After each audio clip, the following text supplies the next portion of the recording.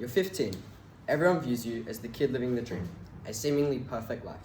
So why is it that you're on your perfect bed in your perfect house at 1 a.m., surrounded by emptiness, surrounded by dark thoughts, surrounded by nothing but the cold and the feeling of despair, your emotions like a wall stopping you from happiness? That is the reality for many young men. By 18, most of the boys sitting in front of me will have had those nights, felt the way I just described. So many teenagers who are in a constant struggle with the thoughts in their head, depression, anxiety, and suicidal thoughts. So why is it that I'm here talking about specifically men's mental health? Because unlike the women who experience mental illnesses, men often lock their true emotions away and never seek help from those around them. Because the boys my age are 4 times as likely to end their life than the girls my age. The chances are that if I asked all the boys in my year who had experienced mental issues to stand up, nobody would, even though I can guarantee that there are people who would have. So why do men keep it to themselves? The main reason is something called toxic masculinity.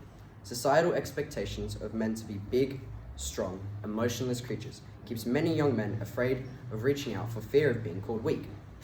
Because men do not know how to cry, because men do not know how to feel, because men do not know what it's like to be hurt.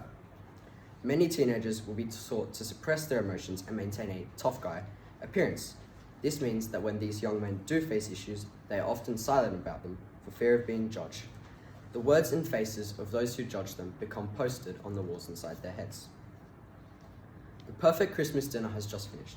All of the perfect relatives have gone home, and you sit on your perfect bed with your perfect presents. Yet for some reason, you aren't happy.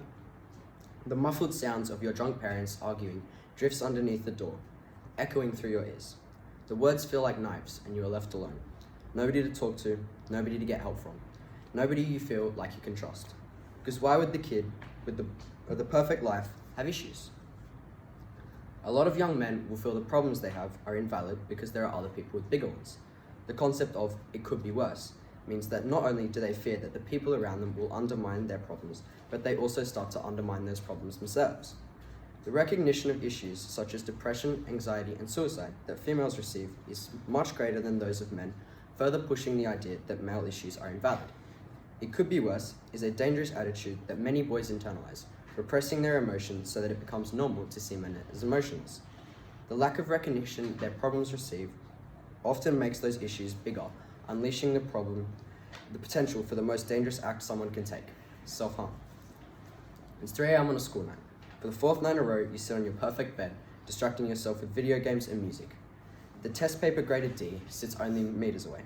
Your teacher's words etched into your brain: "I need better from you. Why aren't you reaching the level you could be?"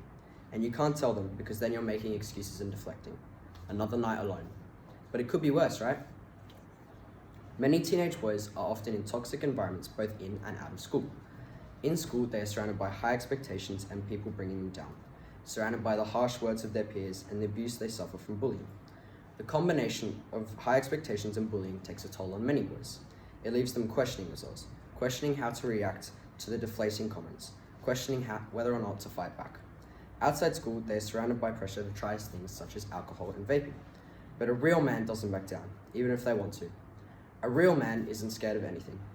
Many young people often become attached to such things and use them as coping mechanisms to relieve stress or anxiousness, but in reality, they deteriorate the situation and still don't talk about it.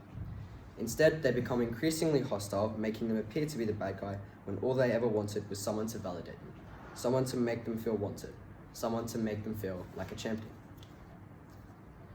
Friday night, school has finished for the week and you head to the gym. You stand in front of the mirror and wince. After training for hours, completely overworking yourself, you stand in front of the same mirror. You wince a little less this time. In just a few months, you could have those abs that everyone admires and those biceps that are praised so often. You know that you're one step closer to stopping the degrading comments about your size. One step closer to appreciating your body. One step of many. It could be worse, right? Most boys will experience mental issues during their teenage years. A wide range of problems from a wide range of causes. However, most teenagers will never seek help from those around them for fear of being laughed at. The problems they have become worse and have damaging effects on them. I chose to specifically highlight the problems of teenage boys because that is one of the most vulnerable times. No matter how big or how small those problems are, that wall of emotions can always be broken down.